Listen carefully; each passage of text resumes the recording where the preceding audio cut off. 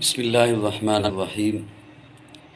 دین اسلام کے کسی ایک شعبہ میں خود کو پیش کر دینا اور اس کے لیے پھر کام کرنا، یہ اللہ رب العزت کی خاص فضل و کرم اور اللہ کی عنایت سے ہوتا ہے۔ اسی طرح دین اسلام کا ایک اہم شعبہ عقیدہ ختم نبوت کا محاذ ہے۔